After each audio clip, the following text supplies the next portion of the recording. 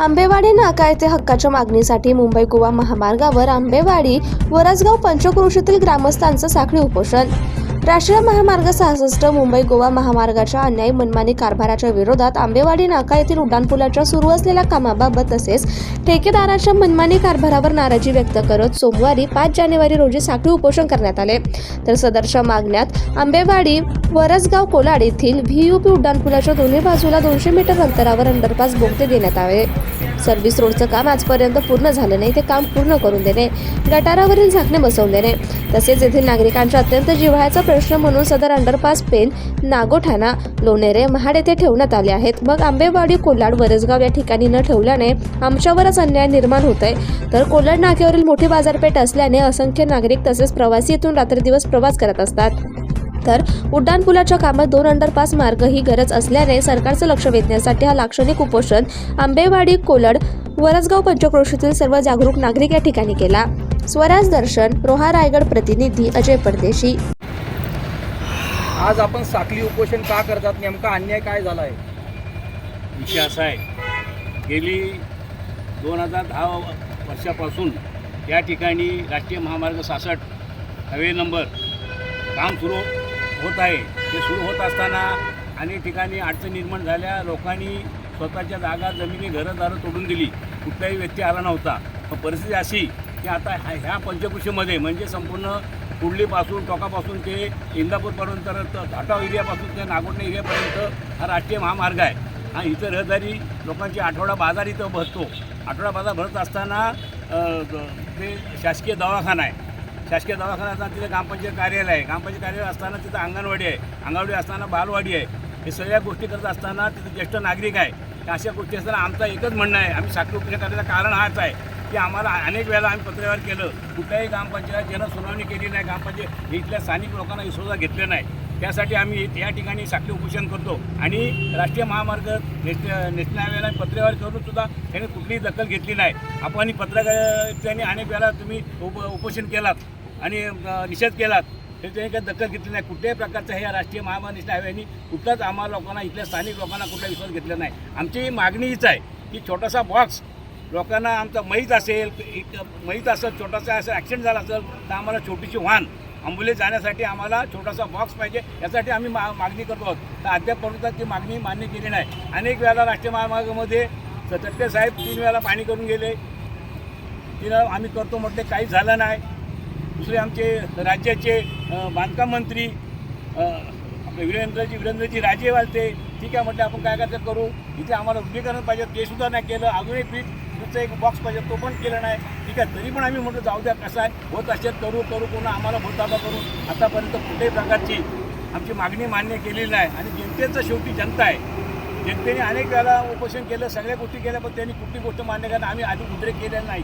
आम्ही त्यांचा कामाचा कुठलाही उद्रेक केला नाही, काम थांबवलेलंही नाही त्यांचा. तर आमची परिस्थिती निर्माण अशी झाली की आता आम्हाला घर आणि घाटचा परिस्थिती झाली की इथं उपासमाराची पाली आलेली आहे की जाण्या येण्यासाठी रस्ता राहिला नाही. एखादा जर तिथं मैत न्यायचं असेल तर आम्हाला भिडा पाठवून वरचा घालून इकडे मशानमध्ये जावा लागतो. एखाद्या दवाखान्यामध्ये ॲक्सिडेंट झालं तर दवाखान्यात जायचं असेल तर आम्हाला 1 किलोमीटर फिरून यावं लागतो. ही आमची मागणी आहे. आत्तापर्यंत आम्ही प्रत्येकाला माननीय कलेक्टर साहेबांना पत्र केलं, माननीय SP साहेबांना एक पत्र केलं, नॅशनल हायवेच्या अधिकाऱ्यांना पत्र केलं, मंत्र्यांना पत्र केलं, आमदारांना केलं, खासदारांना केलं. अद्याप कोणी दखल घेतलेली नाही. ही वस्तू त्या नाकारता येत नाही. आणि परिस्थिती अशी की आम्हाला का साखळी उपोषण करावं लागलं, ह्या परिस्थिती असून आम्हाला न्याय मिळाला पाहिजे. आम्ही काल हायकोर्टामध्ये अपील दाखल केलेलं आहे. त्याचीसुद्धा आता आम्हाला माहिती मिळेल थोड्या टायमानी. म्हणून आम्ही या ठिकाणी साखळी उपोषण करण्यासाठी आम्ही या ठिकाणी बसलेला सर्व आमचे इथले सगळे कार्यकर्ते, विभागाचे कार्यकर्ते सर्व, आम्ही कुठेही पक्षभेद आणत नाही. पण सगळ्यांनी ज्याने आम्हाला सहकार्य केलं, रिक्षावाले असतील, टेम्पोवाले असतील, फोकासवाले व्यापारी असतील, या सगळ्यांनी आम्हाला सहकार्य करण्याची भावना निर्माण केलेली आहे. आणि त्यासाठी आम्ही इथे उपोषणाला बसलेलो आहोत. आणि आमची मागणी एवढंच असतं आहे, आम्हाला कुठला उद्रेक करायचा नाही, आम्हाला कुठे काम थांबवायचं नाही. पण आमचं एवढंच म्हणणं आहे की आम्हाला छोटासा बॉक्स ज्यावेळी दिला तर आमचा विषय संपून जाईल. पण ते अद्यापर्यंत कोणी कानाडवाला कोण करतच नाही, लक्ष देत नाही, दुर्लक्ष करतात. असं आमचं हेतू आहे पूर्ण. तर आमची एवढीच विनंती आहे, एवढा पंचकृषी भागातल्या लोकांचं म्हणणं आहे की काहीतरी आपल्याला थोडासा बॉक्स दिला तर दवाखान्यात जाण्यासाठी दवाखान्यात जाण्यासाठी उपचार करण्यासाठी आम्हाला जर तो बॉक्स मिळाला तर एक छोटीशी गाडी गेली, रिक्षा म्हणा किंवा ॲम्ब्युलन्स म्हणा, यासाठी आम्ही या ठिकाणी साखळी उपोषण करायला सगळे बसलेले आहोत. तर 1 किलोमीटर त्रास होतो, 1 किलोमीटर त्रास होतो, 1 किलोमीटर फिरून यावा लागतो.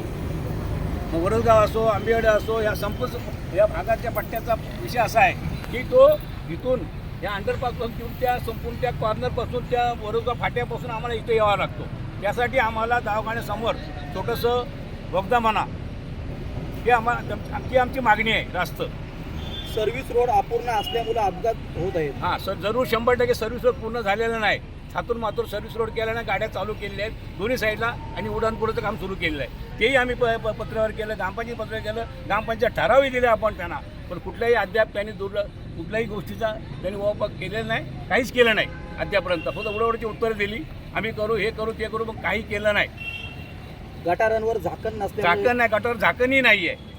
ते वेळेनंतर झाकणं टाकलीत काही ठिकाणी, ती एवढी हेवी टाकलीत तर तिथे क्रेन आल्याशिवाय ती ढाकणं ग्रामपंचायत कर्मचारी सुद्धा उचलू शकत नाही, अशी अवस्था आहे. म्हणजे निष्काळजीपणाचं काम त्यांनी केलेलं आहे, वस्तू ते नाकारता येत नाही. आजपर्यंत कोणतेही अधिकारी किंवा लोकप्रतिनिधीशी तुमची चर्चा झालेली आहे चर्चा, दुर्लक्ष केलं आहे सगळ्यांनी. माझं स्वतःचं मत आहे प्रांजळ सगळे सर्व पक्षांचं मत आहे की पंजाबने दुर्लक्ष केलं आहे. कोणी इथं वाली नाही, कोणी लक्ष दिलं गेलं नाही.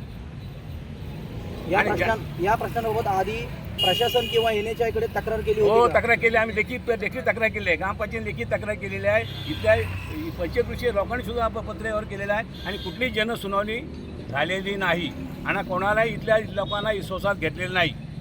माननीय रोजगार हमी योजनेचे अध्यक्ष रोजगार हमी योजनेचे मंत्री महोदय इथं आलेले पाणी करायला, ठीक आहे, ते आम्ही प्रयत्न करतो. त्यांनी पण सुद्धा प्रयत्न केले. त्यांनी माननीय गडकरी साहेबांशी निवेदन दिलं, आम्ही पत्रकारात निवेदन दिलं, ते सुद्धा म्हटलं आम्ही पत्रव्यवहार करतो, पाठवतो. अशा बेस्ट परिस्थिती असं आहे. तटकरे साहेब गेले, परवा मिटिंग पण झाली ग्रामपंचायतीमध्ये, सांगितलं ते होणार नाही असं या भाषेत त्यांनी सांगितलं. साहेबांनी कशानं सांगितलं ते मला कल्पना नाही, पण हे होणं अत्यंत गरजेचं आहे. त्यासाठी आम्ही ह्या ठिकाणी साखळी उपोषणाला बसलेलो आहोत ना. आम्ही हायकोर्टामध्ये पिटिशन दाखल केलेलं आहे. साखळी उपोषण मधून तुम्ही सरकार आणि NHAI ला काय संदेश द्या? आमचं एवढंच म्हणणं आहे की आम्हाला हाऊस नाही साखळी उपोषण करायची. आम्हाला जी आमची मागण्या आहेत त्या मान्य केल्या तर आम्ही साखळी उपोषण आम्ही सोडायला तयार आहोत. हां, आम्ही स्थगित करू. आम्हाला दोन्ही भोगल्याचं आम्ही काही प्रश्नच येत नाही. साखळी उपोषण करून सुद्धा हां, तुमची मागणी पूर्ण नाही झाली, तुमची पुढची भूमिका काय असेल?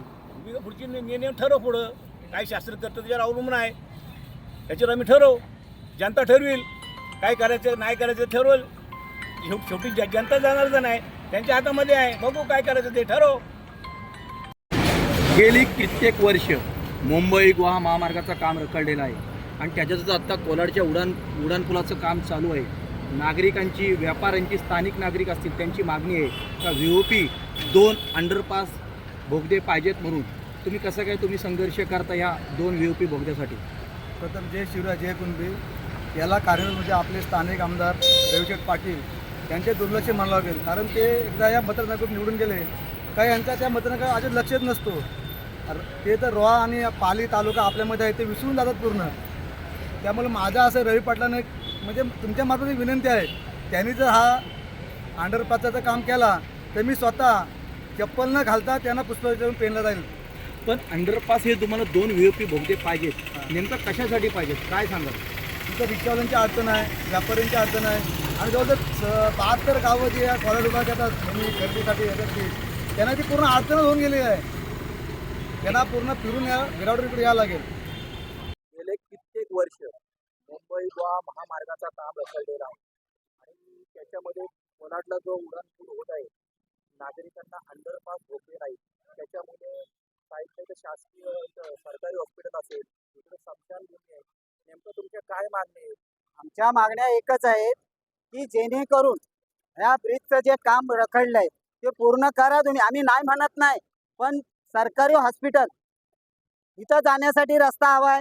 गोरगरीब कशावरून जाणार? उगदा समजा आधी हे आहेत, म्हातारी कोतारी लोक आहेत, तिथं शासन आहे, शाळा आहे, बारीक मुलं आहेत, त्यांना तुम्ही काय कसे जाणार? ते फिरून जाणार का इकडून येऊन का तिकडून गोल राऊंड मारणार मच्छी मार्केटला? तर तिथं एक भोगदा पाहिजे आणि इथं प्रभाकर हॉटेलच्या समोर स्मशानभूमी आहे, त्यासाठी भोगदे पाहिजेत। एवढेच भोगद्याची मागणी आहे। आम्ही दुसरं काय मागतोय तुमच्याकडं? तुम्हाला काय करायचं दुसरं? तुम्ही येणार डायरेक्ट सांगणार नाही इथं काम चालू करा, हे काम पूर्ण झालं पाहिजे, याला काय अर्थ नाही ना। बाकी जनतेचं पण बघा ना, तुम्हाला निवडून कशासाठी दिले आम्ही? तुमचं नेतं कोणत्या राजकीय नेत्यावरती आरोप राजकीय नेता म्हणून ना आम्ही म्हणत, सर्व पक्षांना आम्ही बोलतोय की आता गोळे साहेब आले तेव्हा त्यांनी काय सांगितलं की इथं बोगद्याचं काम चालू करा आणि लगेच दडपण आणून तो बोगद्याचं काम रद्द करायला लावलं। कशामुळं? का तुम्ही असं करताय? गोरगरिबांना हे त्रास का देताय तुम्ही? आणि इथं लोक बारीक बारीक धंदे करणारी आहेत ब्रिज खाली, तो होणार कधी तुमचा? एकीकडे पावसाळ्यामध्ये पण व्यापारी वर्ग आहे, तिथं सुद्धा 2-2 फुटाचं पाणी स्थापित, त्याच्यामध्ये तुम्ही कसे बघता? ते मागच्या वर्षी पण सांगितलं त्यांना पाण्याचा बंदोबस्त करा। तिथं त्या दवाखान्याच्या इथं खड्डे रोपरवर खड्डे आहेत, ते बुजवायला सांगितले, ते सुद्धा त्यांनी बुजवले नाहीत। तर त्या पाण्याचं काय नियोजन करणार? NHAI ने अजून सर्व्हिस रोड तयार केलेला नाही। आता सर्व्हिस रोडचं आत्ता काम चालू केलंय त्यांनी, ते पण मंत्री येणार होता म्हणून त्यांनी सर्व्हिस रोड चालू केला। त्या बिराभाट्यावर काम चालू केलं, मारण्याचे खड्डे होते तिथं, धूळ उडायची मारण्याची, तिथं धंदा करत होतो मी। आज तुम्ही स्वतः जे ज्येष्ठ व्यापारी म्हणून सातत्यानं बसले आहात, काय हो। आव्हान कराल? आमचं एकच म्हणणं आहे की व्यापाऱ्यांना सपोर्ट करून तुम्ही हे बोगदे तयार करावेत।